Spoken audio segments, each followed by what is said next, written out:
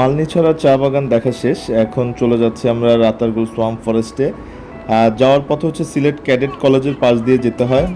Sylhet cadet কলেজের পরে হচ্ছে সিলেট যে এয়ারপোর্ট, ওটার এই যে বাম পাশে হচ্ছে আমাদের এয়ারপোর্টটা পড়েছে। এটা হচ্ছে সিলেট এয়ারপোর্ট।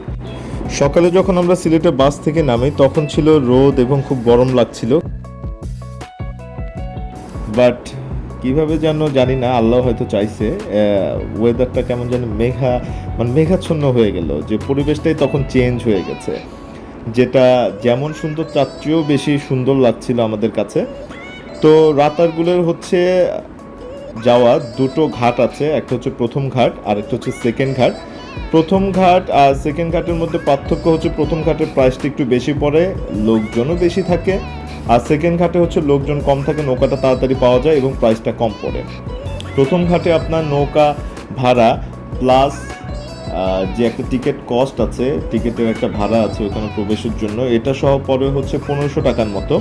আর সেকেন্ড ঘাট যেটা হচ্ছে চৌমনি বাজারের, আমার ভিডিওতে দেখা যাবে চৌমনি বাজারের ঠিক এই যে চৌমনি বাজারের ঠিক বাম পাশ দিয়ে আমরা ঢুকবো। এখান দিয়ে হচ্ছে 5 থেকে 6 মিনিট চালানো লাগে সিএনজি। রাস্তাটা অতটা ভালো না, একটু মাটির কর্দমাক্ত রাস্তা।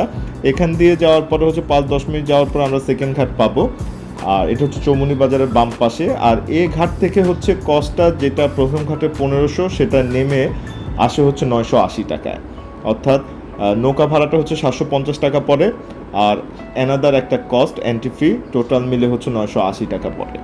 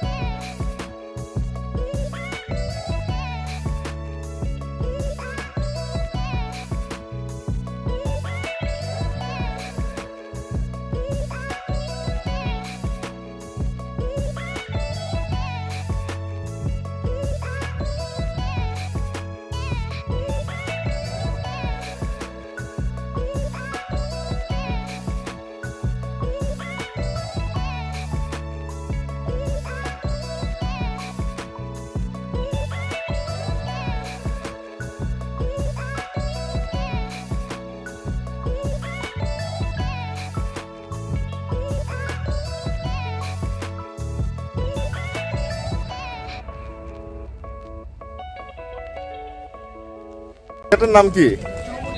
এটা হচ্ছে চৌমনি ঘাট। প্রথম ঘাটে আমরা যা, প্রথম ঘাটটার নাম কি ছিল? মোটর ঘাট। এই যে চৌমনি ঘাট, এটা হচ্ছে যে এটা সদর থানায় পড়ছে, আমাদের এটা গোয়েন্দাপুর জেলার রাতারগুল। আচ্ছা, আপনার নাম কি? মোহাম্মদ বিলাল আহমেদ? জি জি জি স্যার। আচ্ছা আচ্ছা আচ্ছা। আমরা নৌকা চালাই।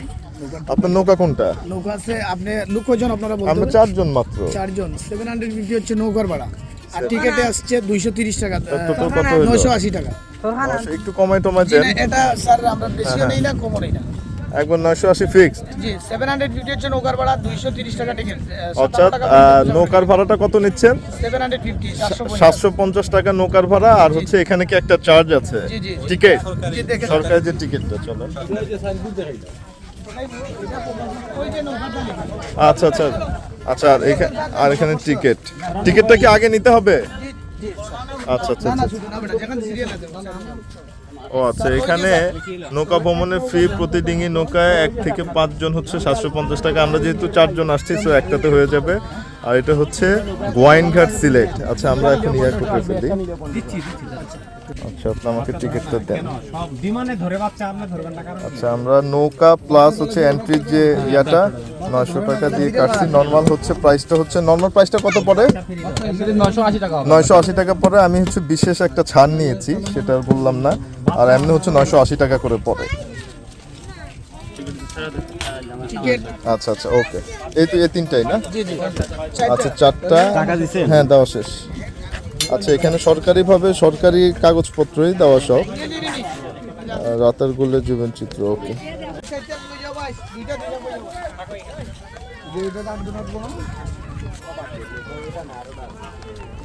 আমাদের এ হচ্ছে নৌকা।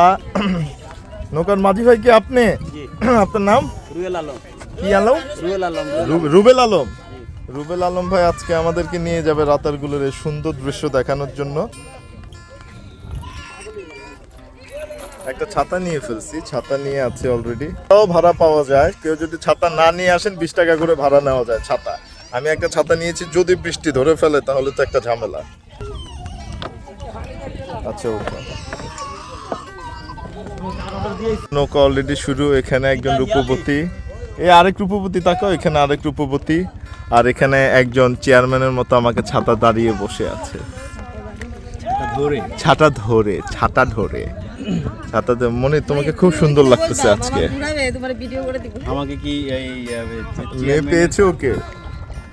চেয়ারম্যানের সহকারী হ্যাঁ, রোদ উঠে গেছে, হালকা হালকা বৃষ্টি হচ্ছে কিন্তু আবার রোদ। আমরা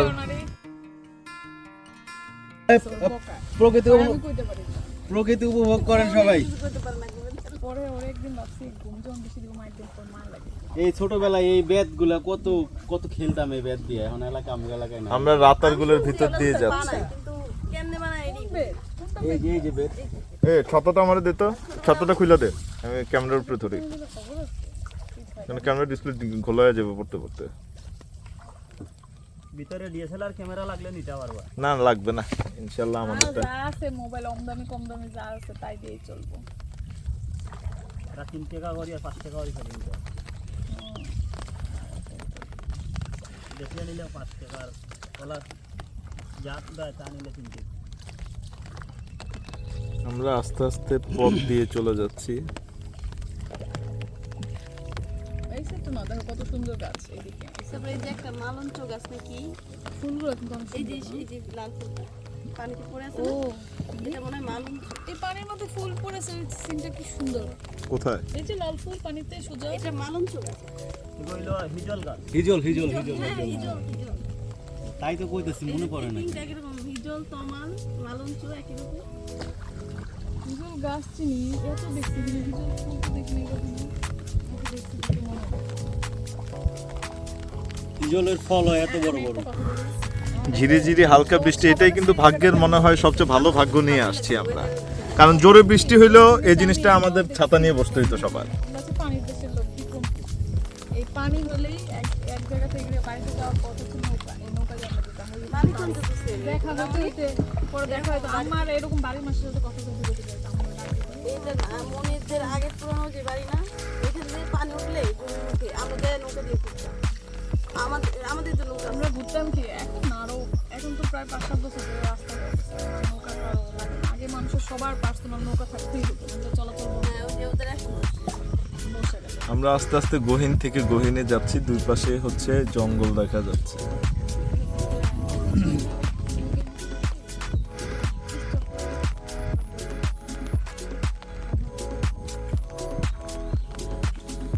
আমার বন্দুক আনো নাই, যদি রয়্যাল বেঙ্গল টাইগার চলে আসে। নাই না, ও আচ্ছা। ও আমাদের এখানে দুইটা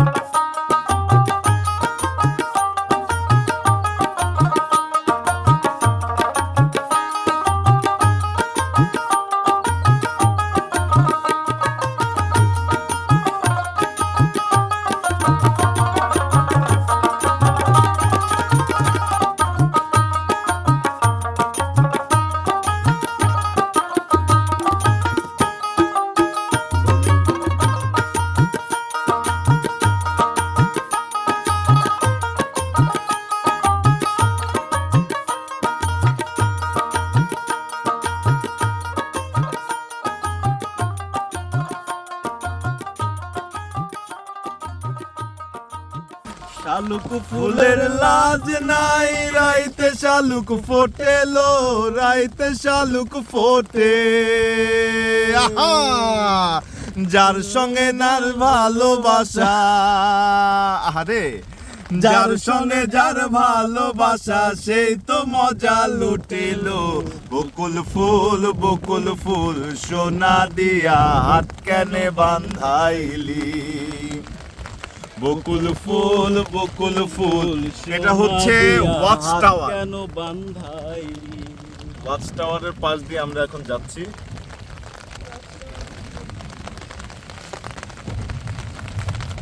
বিদ্যুৎ চমকানোর বজ্রপাতের শব্দ শোনা যাচ্ছে, মনে হচ্ছে একটা মানে অমায়িক একটা পরিবেশ যেটাকে বলা যায়। আর এরকমই একটা পরিবেশ চেয়েছিলাম যে বৃষ্টি হবে, তো বৃষ্টিটার পরিমাণ এমন না যে মাত্রাতিরিক্ত বৃষ্টি, যেটার জন্য হচ্ছে আমি ভিডিও করতে পারবো না বা চুপ করে বসে থাকতে হবে, এরকম বৃষ্টিও না, টিপ টিপ একটা সুন্দর বৃষ্টি।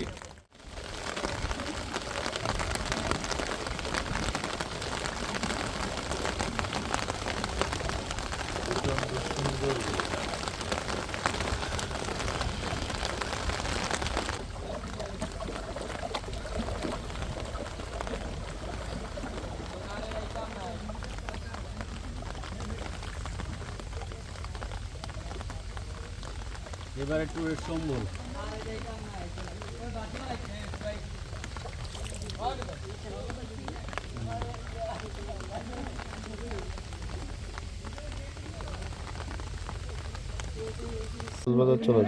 না না, সমুদ্রের কাঁকড়া না, খালে বিলের একটা কাঁকড়া আছে, অনেক মজা।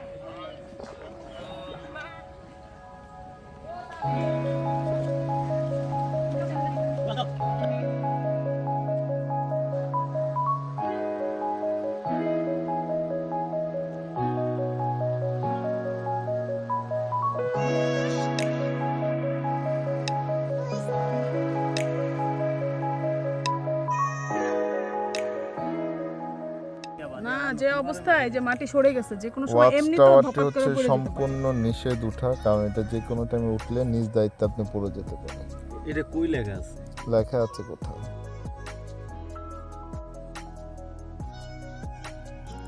আমাদের ঘোরা শেষ, রাতারগুলার সেকেন্ড যে ঘাটটা আছে সেখানে আমরা চলে আসছি।